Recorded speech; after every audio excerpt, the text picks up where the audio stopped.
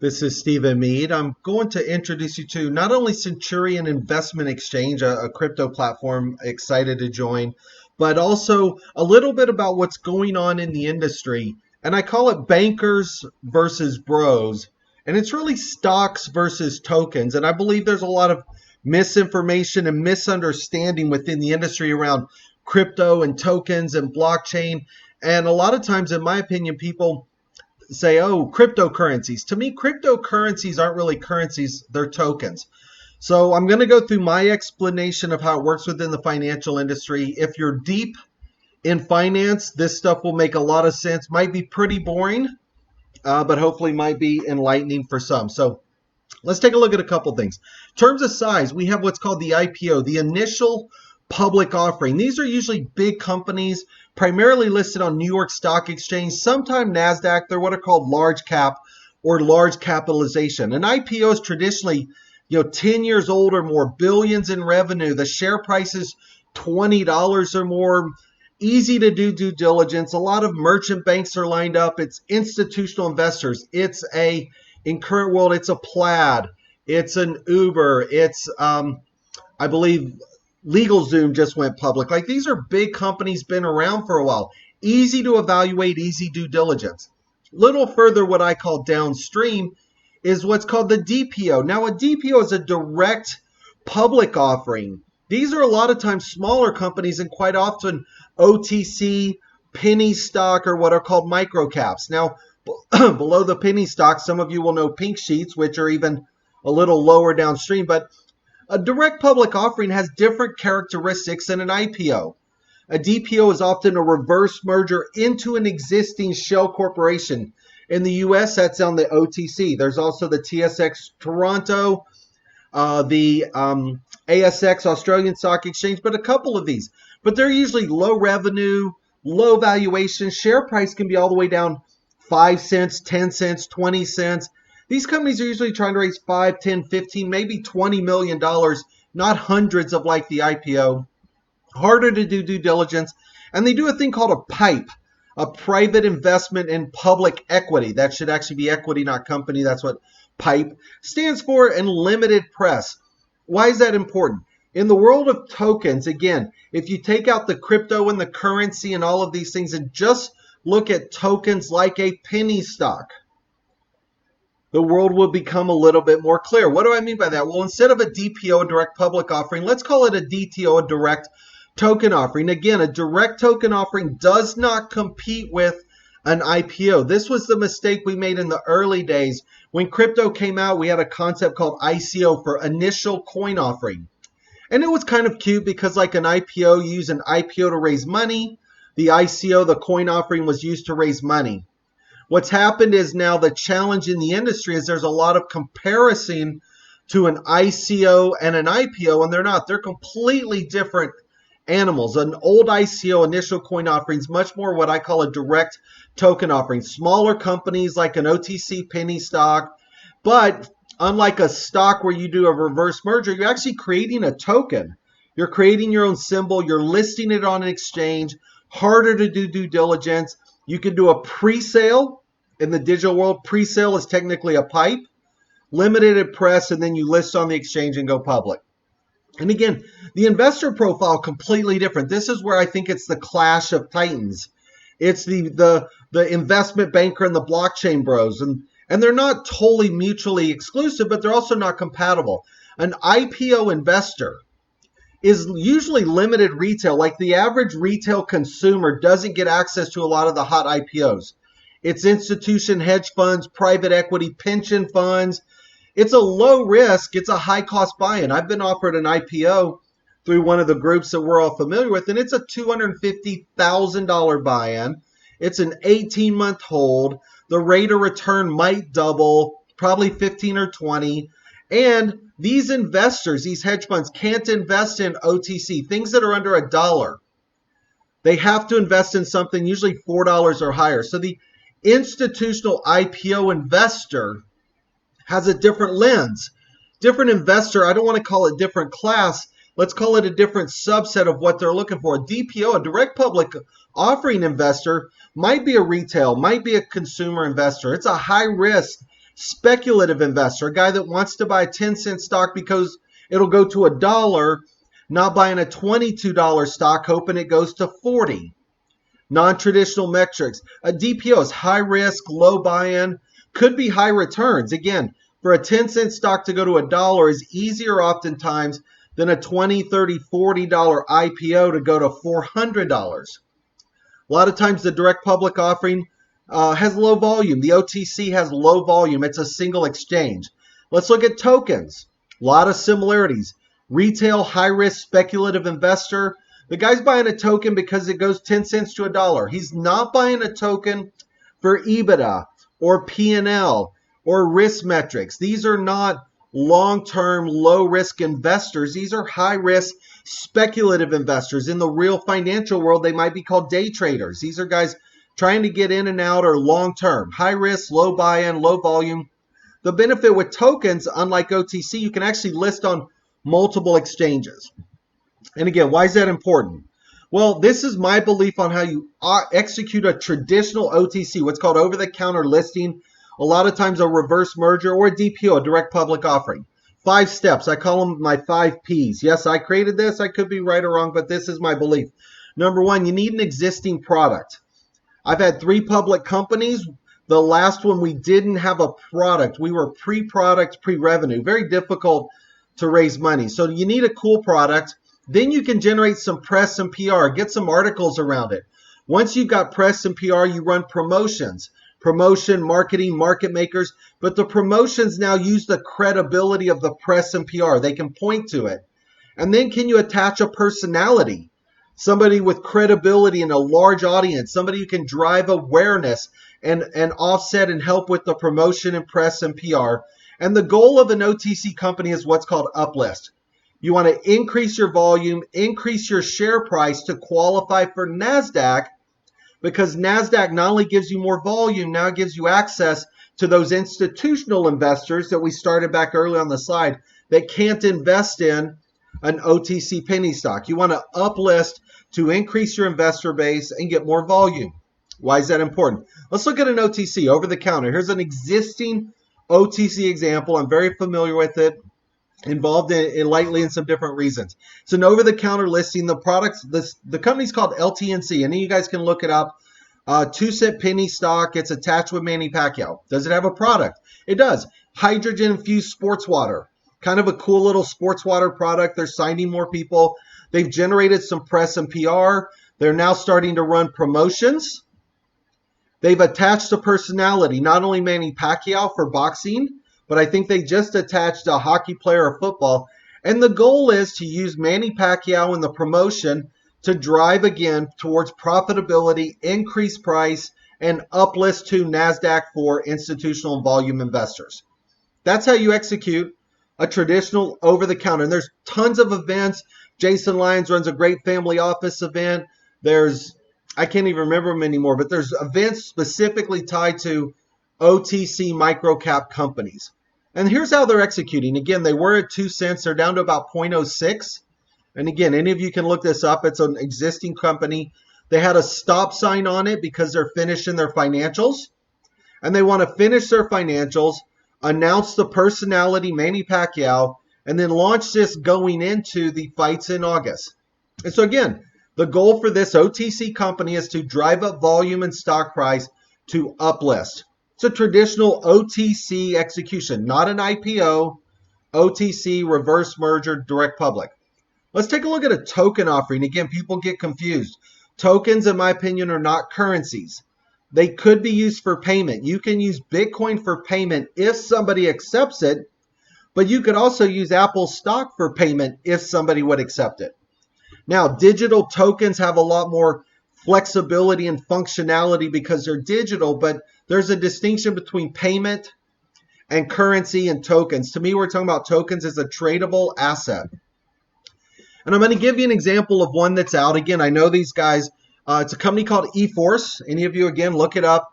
WAZX is the token. It's a climate coin. So they have a product around the climate, saving the climate and participating. They generated some press and PR. Ran some promotions and marketability. We were with them in Malta 2018. They put this together in 19, launched in 20. attached a personality, and the goal was to not only raise money for the company, but for climate initiatives and move to profitability. How did they do? Well, they brought in Steve Wozniak. Not a bad name. If you attach Woz to a traditional OTC penny stock, it would probably move the needle. Well, same thing here. So eForce, Steve Wozniak, the personality, talks about it. They've got a little video running of him. They did a thing called a token allocation, or what's called tokenization or tokenomics. It's technically tokenomics, like the economics. You have to do a token allocation, but it's no different than a traditional stock allocation. How much is out to your placement? How much is held by management? What's available through these different scenarios? Again, much like a traditional stock allocation, or in a smaller company, it would be called a cap table or capitalization. But you do your tokenization, your token allocation, or tokenomics, as it's also called. And then you do a DTO, a direct token offering. And the token offering, again, similar to a PIPE, private investment in a public equity. In the DTO world, let's see how they did. So this is WozEx. This is how they executed. They did what in tokens is called a pre-sale. And I don't want you confused. A pre-sale in tokens is identical to a PIPE. It's offered to investors at a discount. And you raise money saying, I'm going to raise money in a PIPE. You go, I'm raising money at 10 cents on my stock. I'm going to raise $1 or $2 million. I'm going to list it at 22 cents. And you're going to hold it. It's called a 144 in the US. You hold this stock for a certain amount of time. Then you can sell it with the goal being the price of the stock goes up. In tokens, it's a PIPE versus a pre-sale. This is tokens. Then you do a public sale. They did a pre-sale at 10 cents, raised money. Again, this is eForce and the WozEx token. They did a public sale at 22 cents, raised more money into the offering, just like an OTC, listed on a single exchange to drive volume. Thing went to $3.5, a $1.2 billion valuation. And you might look at that and go, wow, that doesn't make any sense. Well, again, if you execute on the 5 Ps in an OTC market, it does make a lot of sense. And what they did efficiently was eForce initially listed on one exchange, BitHub. And then as they drove that market value, they actually drove liquidity through multiple exchanges. So again, unlike OTC in the US, you're limited to the volume and liquidity in the over-the-counter market, which is why you want to uplist to NASDAQ or uplist to the New York Stock Exchange to get more volume and a better investor who's got more money, the institutional guys. Crypto, you can look at exchanges around the world and you can pick an exchange to attempt to get listed on by volume, geography, demographics. Where's your product? Where's your customer base? Multiple listings drives valuation, volume, and price. Did it work? Crypto WozEx skyrockets ahead of a second listing. Again, this was just back in 2020. Registered an astonishing run in price, up 26x.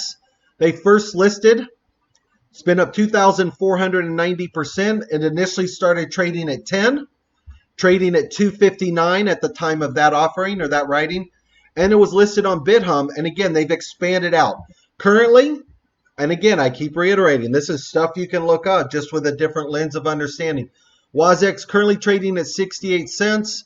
Market cap of the company about 77 million. It's trading 138,000 per day USD. And you can see the history there. So the execution of an OTC stock, distinguishing different. In a stock, you have ownership. You generally can trade on a single exchange of over-the-counter. You have to purchase a certain amount of shares.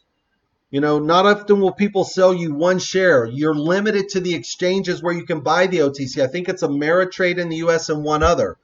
The rights of the shareholder are defined by the stock, and you're limited, I'm kind of bouncing there, limited volume on the OTC, and you're also precluded from international investors.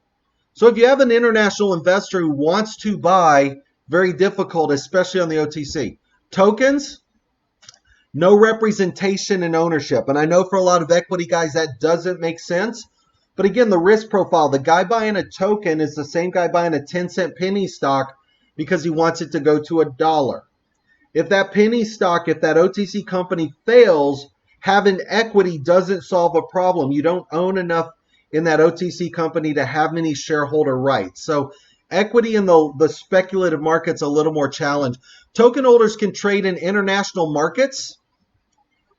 They're limited, but a token can be listed on multiple exchanges. What does that mean? The difference between an IPO, initial public offering, high investor requirements, standard gains, long hold, complex to get in, moderate volatility, a direct token offering, looser investment requirements, short-term duration, highly accessible, but also highly volatile. What we've done at Centurion is put together something called 360. I'm wrapping up here. Full suite of services. So we have a full listing of services. Imagine wanting to list on the OTC, the over-the-counter. You're going to do a direct reverse listing. There's a lot of things you need to accomplish to do that listing. Tokens really aren't different.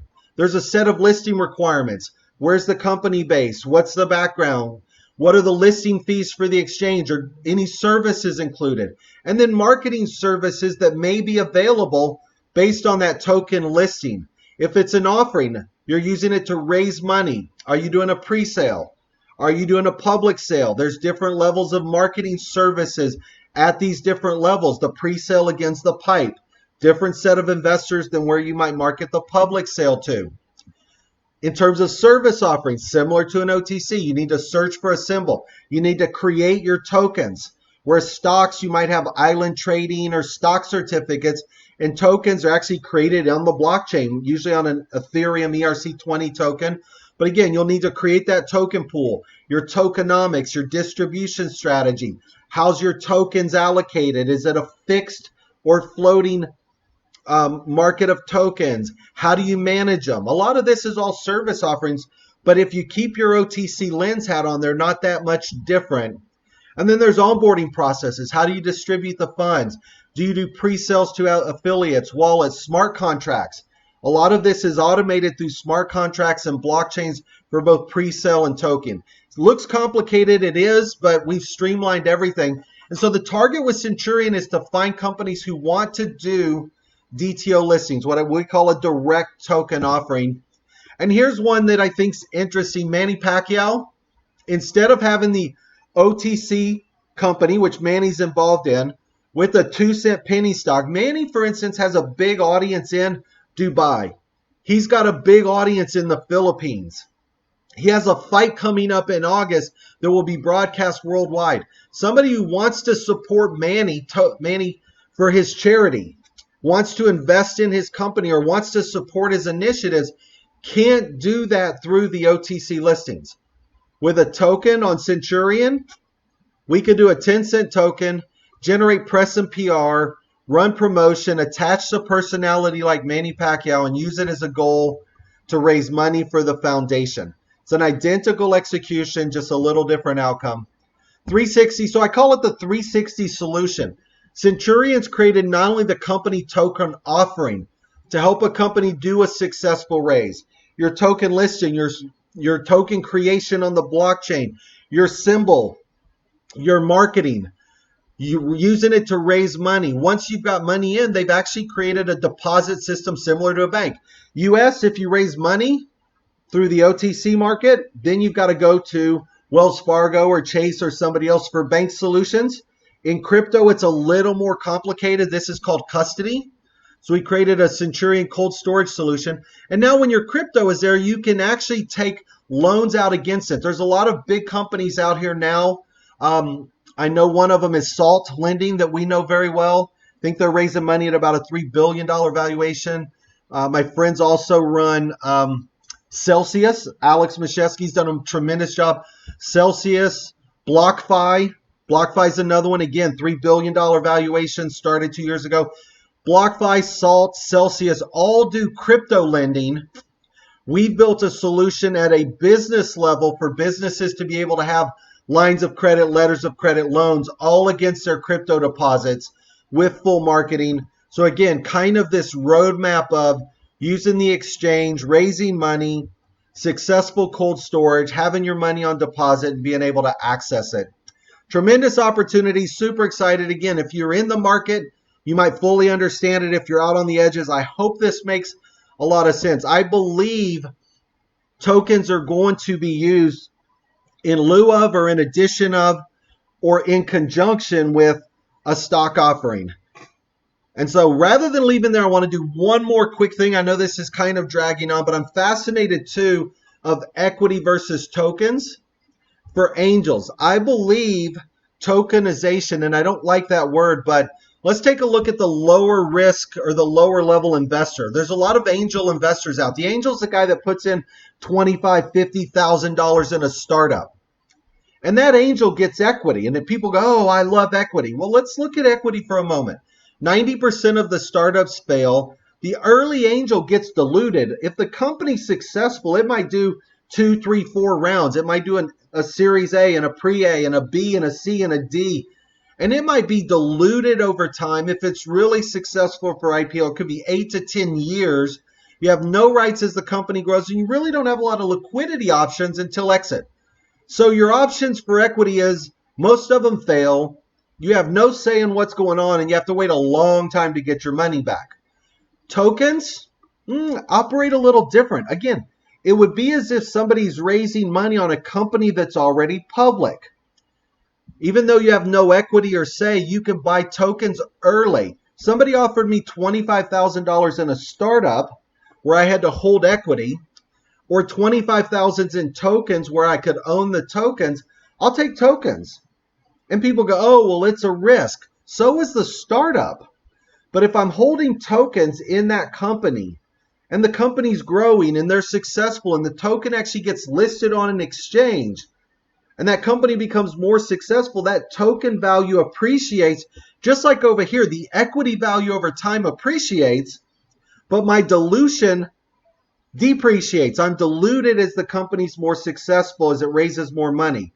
Here, I have liquidity options. If I buy in at a 10-cent token versus 10 cents equity, and if that token's on an exchange and it's trading at 12, 15, 20, 30 cents and I want to get out, I have the option, the optionality of liquidity for an angel investor, in my opinion, makes tokens long-term an infinitely better prospect for raising money than equity. And in the US, we created something called the Jobs Act. And the Jobs Act sort of democratized equity investing. It made it easier for angels to put money in equity, less paperwork, less restrictions, up to $5 million. I don't want equity. I want a token that gives me appreciation. Now, if I can get tokens and equity, I'll take it. That's what we've done at Moneta Pro, but that's a different model, a different conversation. So again, this concept of tokens as a cryptocurrency, I think is a misnomer. These are really tradable tokens which operate like penny stocks. I think it'll change over time, but that's where we are right now. So again, I put all this together in Centurion, looking for companies. We're going to find great companies to bring on, get listed, show them how to use the information properly. Hope that makes sense. Stephen Mead, closing out. Thank you so much.